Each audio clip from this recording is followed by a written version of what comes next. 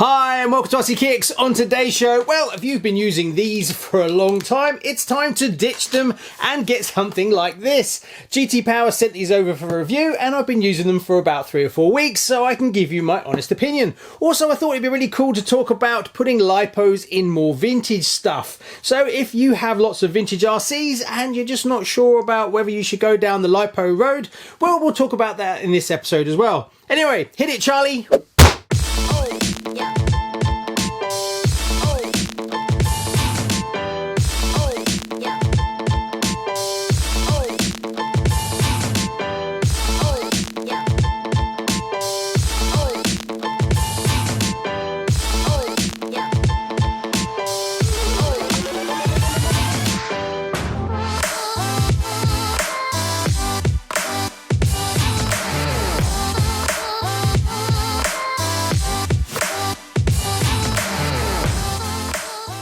So G.T.Power were kind enough to send me over 2 chargers to review. Now I've had these for about 3 weeks. It's the X4 Mini-2 and the X2 Pro. So 2 different types of chargers for 2 different kind of needs really.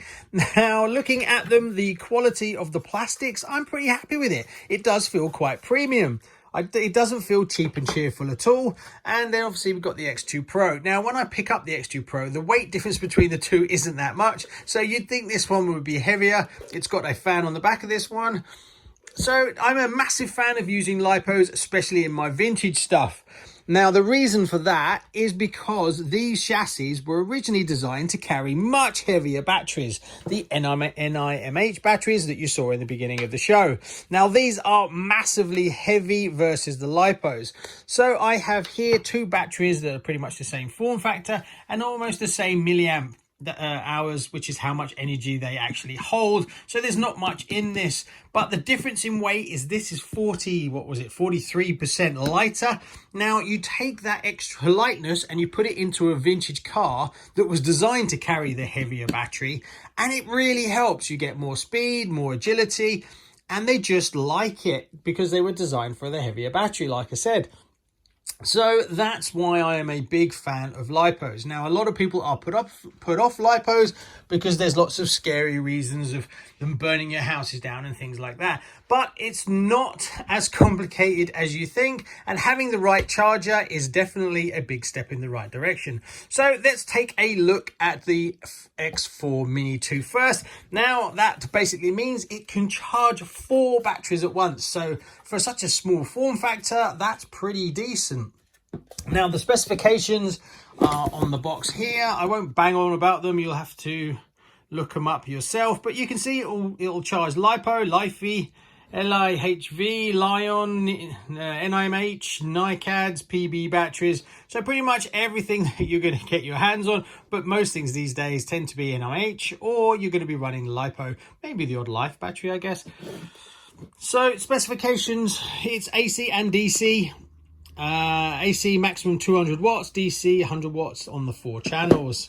So this I think is really good for people running 2S batteries, that you can charge 4 batteries at once. Obviously, if you're going to be running massive, great big 6S batteries, not really where you want to be. But for smaller batteries, 2S batteries, it's really handy. And the form factor is tiny. Nice fan in the top as well, keeping everything really cool. You can also plug in a battery as well and charge out in the field if you've got a really big battery charging smaller batteries. There's not tons of buttons to press, basically selecting which channel you want to go to. You've got the channels for each side, and then you set up each battery individually. We'll power it up in a bit and take a look at it. As for the X2 Pro, let's take a look at the features and functions on this one. Now, it is a bit of a different animal from the X4 Mini-2. Like I said before, X4 Mini-2 does 4, whereas the X2 Pro will only do 2. But the difference is you can run much bigger batteries on this. So if you're driving a really big X-Max or whatever, and you're doing 6S, this is for you. Whereas the maximum this will tap out is 4 cells. So this is brilliant for doing the 2S and 3Ss. This is where you need to go if you're looking for the more big and powerful batteries. This also has extra features and functions as well. So you can charge and discharge. That means you can charge in one while you're discharging in another. But it does have this new fancy dancy FBDIS, which basically means if you've got a full 3S, for instance, this one, I've actually plugged it into the back and we're on DC at the moment. You can plug in this 2S into the front here, and with the app, it's easier to do in the app, but you can do it on the screen here. You can discharge this into this, which is really good because you're not losing your energy, you're actually transferring it. And apparently 95% of the energy taken out of this battery will go into this battery, apparently. Also, it has a funky light design. Yeah, I guess it's this thing on the front. It changes different colors. Yeah, okay, fair enough.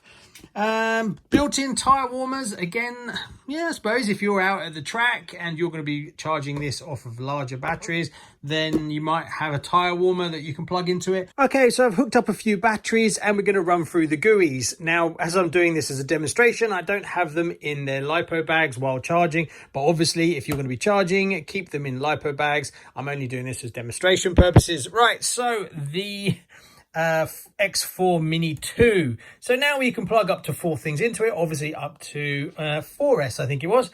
So we've plugged in this one, which is a 2S 4.2. So we need to select the correct one to control. So at the moment we're in the top corner because of the way that this light is. So we need to change over. So now we are connected to this battery. So to charge that, you can actually select what you want. That's Lipo running through like we talked before. So obviously this is a Lipo, so we're going to connect up a Lipo. Get there in a second. There we go. So Lipo, so we're happy with that. Now it's 3S. Well, we know that this is a 2S, not a 3S, so we need to bring it down to 7.4 volts. Now the amps, 4.2 amps, that's okay because I've got it set to 4.2, so that's 1C, which is fine for this. All I do is then hold it down. It's now checking. I have an extension cable to the balance lead. Now it's asking me to confirm. I did that just to make life a little bit easier so it's not crammed up against the charger. Now it's charging. Now we want to move over and charge up this one. So all we can do while that's charging away, we can now move across to this one, which is this connector here, and then we do exactly the same again. Now if this was a NIMH or something like that, you can just select what you want, but it's a Lipo, so we're happy with that. Now obviously it's not a 4S and we don't want to charge it at 10 amps, so we will also whether we want to balance charge it, storage, fast charge. Balance charge is what we'll do. Then we'll change it from 10 amps. We don't want to be putting 10 amps through this. We want 3.2, so we'll just change that. We'll be good to our batteries, and we'll go down to 3.2. Oh, too far. So there we go, 3.2. And obviously it's not a 4S, it is a 2S, so we change it to 2S. Then we do that. Click that. It's now checking. Of course, it's balance lead. Confirm. It's now charging. So we're now charging both of those. So that's how simple it is. And then you could just add another one and then you move across and carry on like that. So charging multiple batteries with the G.T.Power X4 Mini, super easy. So the X2 Pro from G.T.Power has a lot more features and functions, and I've hooked up a 4S 6500 milliamp, a little bit more power. I run 2 of these on my X Max. So the first thing you can see, we have a green light here, which means we're on this side. If we want to change to that side, it's a simple flick across to different channel. So now we're dealing with this battery here. So we have lots of options. We can decide if we want to charge a Lipo, NIH, lead acid battery. DJI Phantom actually has a full settings for the drone DJI Phantom battery setup. I don't use them personally myself. And then you can go all the way around and you can have your saved profiles like you made before instead of doing them over and over again. Then we're going to do lithium to start. Then we're in Lipo mode. Now we've got the choice. This has more options than the other version. We can charge as normal, but we can, the FBDIS is like I've talked about before. We can charge and discharge from one battery to the other. So if you've got a full battery of a 3S and you want to charge a 2S battery and you're out in the field, you can do that as well. Storage, putting it into storage mode. Repair, which is another one which is really good. If you run your Lipo battery too low, a lot of the chargers won't charge it. It'll just come back as an error. You can actually repair your batteries from here. Balance charge, which is what we're probably going to do, and then discharge it down if you've maxed it out and you don't have another battery to, you know, convert your energy across to. And charge is standard. So we're going to do a balance charge. So balance charge. Now this is a 6500, so way more amperage. Almost there, 6.5, yeah. And then this obviously is not a 2S, it is a 4S, which is 14.8 volts. Then we hit start. It will then check. We have the extension cable in, and then confirm it. And now we're charging. Super easy. Then if you want to do the other side, we can just do the channel and it will take us over to the other side, and we can set it up as well. That's just the charging. There is a lot more we can do. So let's look at some of the extra features you get on the X2 Pro. So the first one is we want to know what's going on with the battery. So we can go to cell meter, and then when we hit that, it'll actually take us into what's going on with the battery right now. So it's 15.48 volts because I've got a 4S hooked up here. We can also look at each cell, giving us a 3.86, 3.87, 3.87, 3.87. So one cell is fractionally lower, but not much. So a lot of people use these, but that's basically telling us what you get out of that. So this will give you that information. Extended functions, we can also go into that and take a look. So we can do motor run. This is what I talked about before, where we can actually test a motor. Now, the way you've got to do it is you actually plug it into here. So you need to have a motor that will actually go to this connection. So I don't have one of those to try, but you basically can set the time, how long you want it to test for. That's the amps, and then the volts it's going to get. Another feature the X2 Pro has is constant current and constant voltage out. So you can charge pretty much any kind of lithium battery you want. You basically set the amps and the voltage and then to whatever you want. So I've done it basically for this, which is the same as what you'd get normally. And then when you press start, what it does is it will actually, the way you control it from one side to the other, and then it's a way of charging. So you can basically charge any kind of lithium battery or whatever, mobile phone battery or anything like that with this feature. Now, I don't know a lot about it and I would never use this personally, but as far as I know, that's what that's for. If I'm wrong, comment below in the video description, as I'd like to know a little bit more about this. I did look in the manual, but it wasn't exactly that clear. And then I did a bit of Googling, and that's what I basically come up with. Tire warmers, this is very straightforward. You hook up your tire warmers, and then you basically can set it to the temperature you want, the time, and the wattage. So that is pretty cool for people that take their racing really seriously. Now, the X2 Pro has some extra features, a bit like having a servo tester. This is also another product from G.T.Power that I purchased myself and I've been using for centering servos and testing them to make sure that they're okay. But some of those features and functions are now in the X2 Pro. You can actually test servos. So you take your servo and then you plug it in. Then you can come in and you can actually set the milliseconds and the throw distance as well. There is, so you've got 20 milliseconds at 50 hertz. You can actually go in and change the throw. So currently the throw for this movement is 1000 to 2000, but you can adjust it yourself. So if you want to do small throw testing, you can bring it all the way up. Eventually it will get there and you can see it will start to do smaller and smaller throws.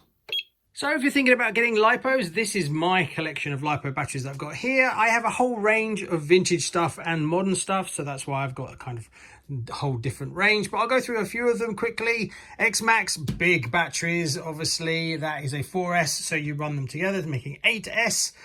Then I've got my little saddle packs for a lot of my vintage racing buggies. So you put two, one on each side of the chassis and connect them up that way. So you charge them as one cell, 1S each, so that's 2S per, basically the same as all the others, but they're just split into twos. So they're your saddles packs. Don't really use them that much. Only one or two buggies, racing buggies that I've got, use them. These I use a lot. These are the 2S mini packs. These go into the Cougar and my Top Cat. as well as a load of other stuff. This seems to be quite popular these days. Now, a lot of the Tamiya stuff, you use the old NIMH. So if this is what you're used to using, I've got tons of these. I just got a couple out. I've got so many, they just float around. I get given a load of them and they come with cars and stuff. Don't tend to use them that much. But the actual shape, a lot of the old Tamiyas, for instance, they need to be in this shape. So to get around that, if you want to run 2S instead of NIMH, these are what I personally use. 4,000 milliamps, loads of juice in them, so you can run for quite a long time. And they are pretty much on par. They're slightly longer, but they will slide into a normal Tamiya. Not everything, but pretty close. I've had quite a lot of success with these, so I actually bought, I think I've got 2 of these somewhere. So they're almost identical to those ones, but I quite like the sports track stuff, so I picked up these ones.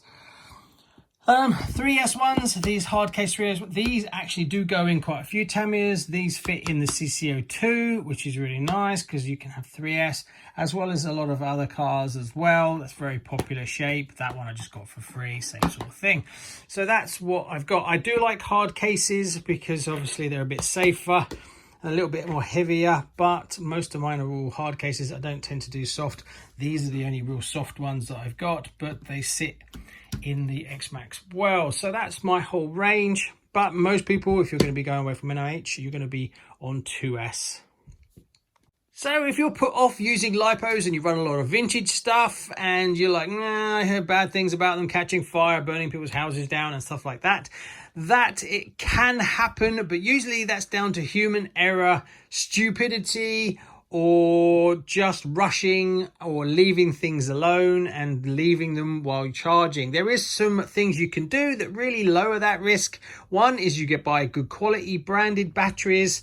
2, buy ones that have all the information on them already. That's what I do because I'm an idiot and I always like to refer to what's written on the battery when I plug it in to charge it. I don't just go off my own guess memory. I actually read off the front of the batteries every time I plug them in because you can make mistakes. Also, all the batteries have a balance lead on them. Always plug in the balance lead. That's what tells the charger what it is. So even if you think it's something and you make it 3S instead of a 2S or whatever, the charger will tell you otherwise. If you ignore it and you just plug it in to charge it, it says warning, no balance lead, do you want to charge? And you go yes. That's one of the big problems. Then other problems are when you charge them in their bags.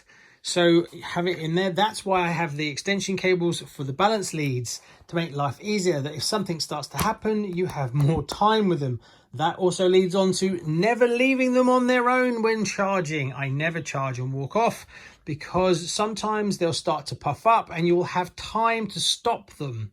They won't just, they can do, but they won't necessarily just burst into flames. They will pop their cases as they expand, or they might start to fluff up and being left, they'll continue to charge, then they will burst. Another tool that you definitely want is one of these. This is a G.T.Power. This is a battery tester. You need loads of these and have them lying around all over the place because they're so easy to lose them, and that you always want to just grab one, and it's always best to over test. Very easy thing to do, and you can test them before you put them away into your storage. So you know, and every now and again get them out and then test them all to make sure they're okay and what levels you're at. Now, balance charge everything. It's the easiest way to do it as well. It's the nicest way on the batteries. When you balance charge everything, it keeps all the cells nicely balanced. It looks after them, makes them last longer, and you're less abusing them. Also, when you put them into storage charge, what I tend to do personally is, as long as they're around the 60 to 40 range, I'm quite happy with them like that. Obviously over time they will degrade down, so you don't want them to drop too low. So if you want to, you can put them into storage charge, and then that will put them into their perfect state. But I tend to just leave them around sort of 40, 50, and then that's fine. And I check them every couple of weeks. A lot of these come out all the time, and some, like the saddle packs, don't, so I have to test them to make sure that they're still in there nice, comfortable. All the cells are balanced and they're happy. And touch wood, some of these are getting on a bit now, and I've had them for a good sort of 3 or 4 years, and they don't give me any problems, no puffing up or anything like that. Treat them well and they will hopefully treat you well in return. Storage is very important for these, so when you've got them all sitting and they're all half full, they're all in their balance charge and they're all happy and you want to put them away, what I do personally is I have lots of these, and what I'll do is I'll put 1 battery in each one, and then I have larger bags where I will put 3 batteries in one big bag. So I'm basically doubling them up. Now the reason I do that, these are very cheap, is if you have 1 battery that starts to fail, if it catches on fire and you have 3 of them next to each other, what's the odds on it starting a fire with the other batteries? Then what I do is I put it in an ammo case. Now you've got to take the rubber out of the top of it, because you don't want to seal it. You don't want to turn it into a bomb. And then I stack them up in here, and then there's air can get out. So everything is contained. So if you have a runaway battery, it's contained in here, then contained in here, and all the other batteries are in their pouches, are more likely to be protected from heat damage from the others. It's all about trying to minimize that. So I hope that LiPo information was interesting, and putting LiPo batteries in vintage cars is well worth doing, but do your own research. Don't just listen to some idiot on YouTube. Also, I'd like to say a massive thank you to G.T.Power for sending these 2 over for review, and I'm happy to report I would recommend both of these. Now, if you're going to do big sort of bashy stuff, this is probably not the right way to go, because you can only go up to 4S. But if you're doing under 4S, especially 2S, this is probably where you want to be, because you can charge 4 at once to make your life really easy. The interface is super simple and it's small and convenient. The quality is good, so I can give that a thumbs up. If you're doing more bigger stuff and you are a bit more advanced, this has a lot of features packed into it. Some of them personally I probably would never use, like the motor and the CCV stuff, but hey, if you're more advanced, then that may be some value to you. But again, the build quality and the simplicity and the app, I do like the app. The app is really easy if you're sort of out in the pit and stuff like that, or you just have it charging in the corner while you're doing something else, having the app with you. I like that idea, and it comes free with this. You just download it from the App Store, so I can recommend them both. But as a massive thank you to the RCKicks Patreons, I'm giving this one away. I've put up all the information in the Patreon forum, so just go over there and put your name in if you're a Patreon. Massive thanks for keeping the lights on in the RCKicks studio, and to everybody else, thanks for watching and liking and subscribing. See you on the next one. Bye bye.